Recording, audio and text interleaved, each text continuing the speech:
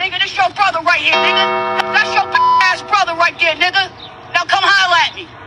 And I'm about to take his money. Fat his daughter money. The $15 is bum ass.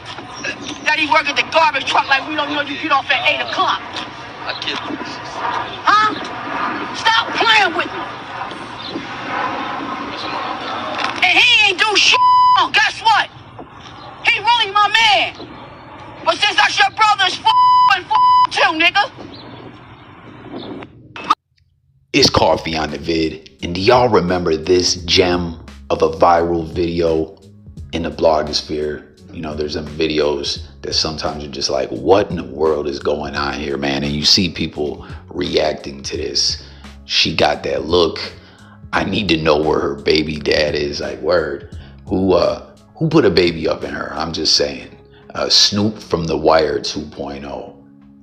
Man, that's sums this clip up in a nutshell. And as more has developed about this story, real talk, man, like for those that watch The Wire, tap in and let me know if y'all did, man. Great show. If you never have, highly recommend you go binge that thing out, man. The Wire is fire. It tells the story of the Baltimore, like from the streets, the drug trade, all the way up to the politicians, corruption within the unions, on the docks, the longshoremen, the newspaper, how the newspaper is getting phased out when the internet's jumping off. It's a very intriguing series on many levels. It's like dead serious, man.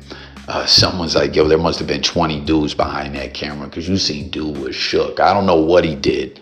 Something about $15 or something he's about to get robbed for. But did you hear her like knocking him for having a job? His punk ass, bum ass job. And the streets, crime doesn't pay, especially where we're at now, right? We're talking about the way newspapers got phased out by the internet, man. Crime did like crazy, except for these damn scammers that are hitting everyone's bank accounts and doing everything else, man. Like, just side conversation, they become so sophisticated, it's scary, man. They can get on your whole Wi-Fi and just be going through all your bank accounts, everything, remotely controlling your devices, and you don't even know it, clearing you out. Is insane. Like me, I'm like, man, what could a scammer get up out of me? I got bad credit, all that, but believe me, they know all kinds of ways to get all kinds of money.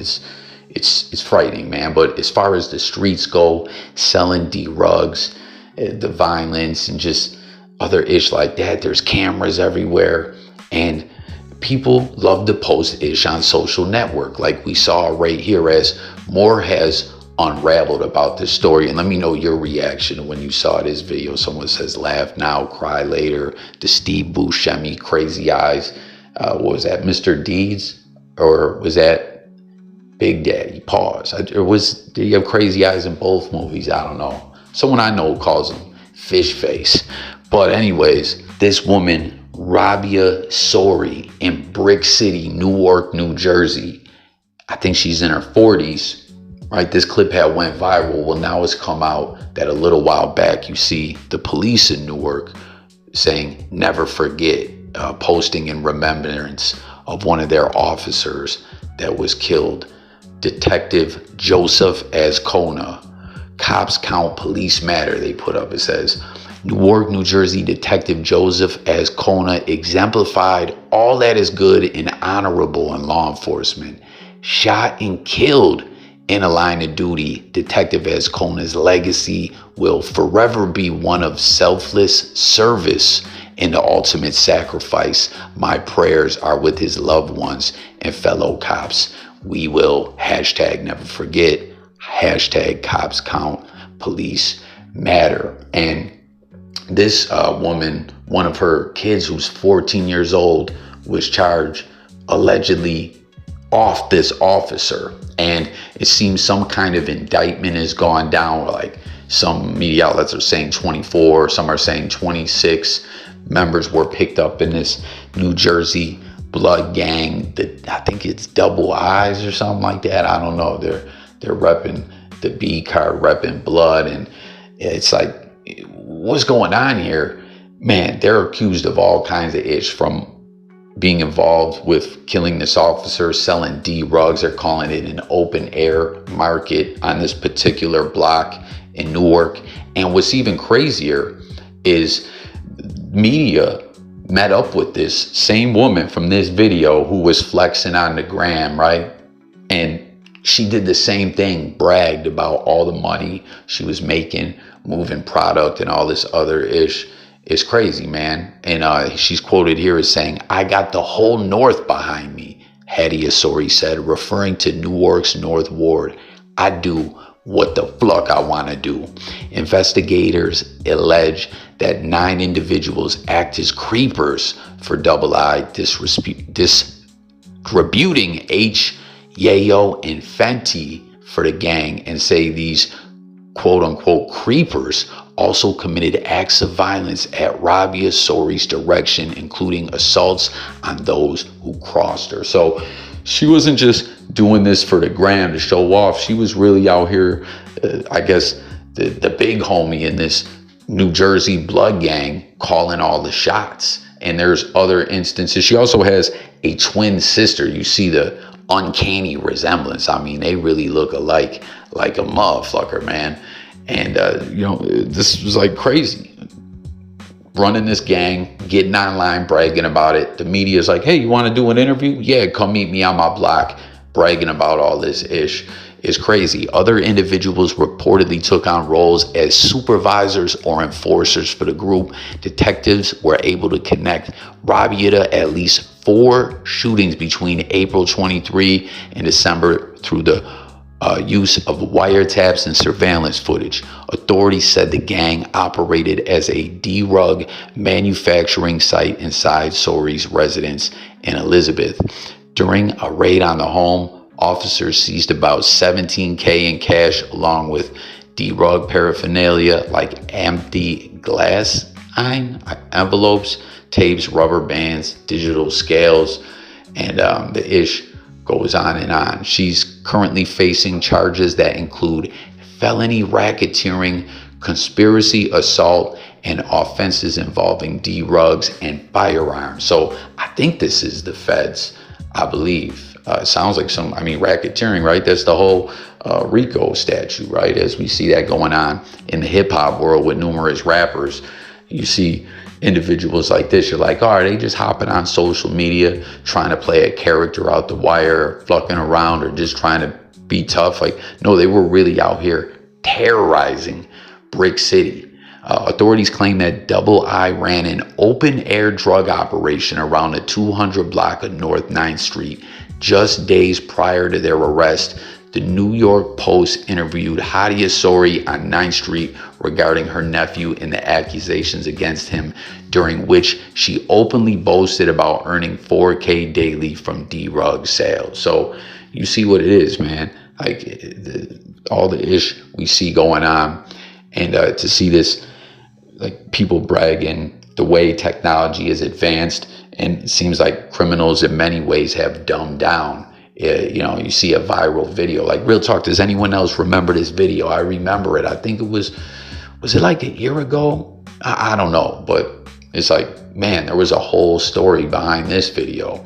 And you see the announcement here from Attorney General Matt, whatever his name is. Today, we announced that 26 people have been charged for their participation in a D-rug distribution enterprise through which the Double I Queen Street blood gang used violence to deter competitors and left a Newark neighborhood living in fear. That's wild. Queen Street, ain't that in Inglewood as well? Like Bosco 100 and Mac 10, ain't that what they claimed? I wonder if this gang has any affiliation or connection, or they just took it and ran with it. I don't know, man. It's crazy. Like gangs and a lot of stuff being sensationalized in media, music, and stuff like that, and people just think it's a trendy, cool thing. But at the end of the day, man, this is some cold, careless ish right here, and crime really doesn't pay. You know what I mean? Like, I understand some people,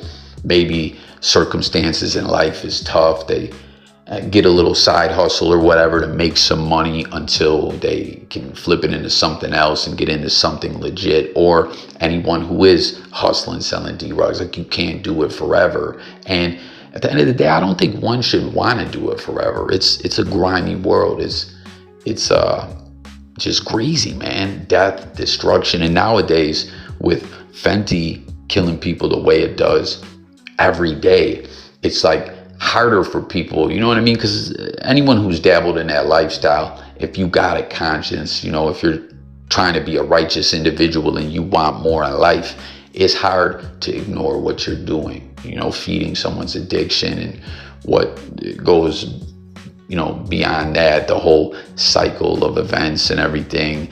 Like they say, the war on D-Rugs, which is fucking bullish if you ask me, because they could stop all this, but it stimulates the economy in many ways, from the border to the criminal justice system to rehabs and all that. But nowadays, this Fenty is killing people all the time, which I still say every time this ish comes up, it makes no sense.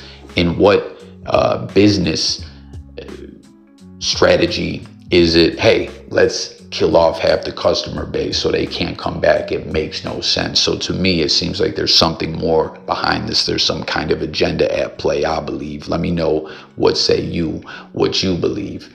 But you know, it's like, how do people justify and, you know, like, oh, you know, it's not really bad what I'm doing, or someone else would be doing it or whatever. Like, yo, you're flat out serving someone something that probably every day someone's gonna OD off. It's absolutely crazy. But some people just love the streets. They're addicted to it. They're addicted to the money. They're addicted to the lifestyle, the environment, whatever it may be. Is crazy. But like, for any youth coming up, seeing ish like this, it's like, you don't really want this life, right? You gotta want more than this, you know? And it's a shame and twisted too when you hear individuals manipulating individuals, especially the youth. And it seems like this woman in her 40s, her kids are shooting at cops and ish like that.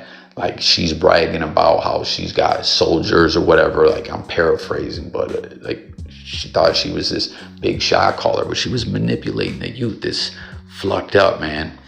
And you see the picture of everyone. There's the twin sister, Hadi Asori.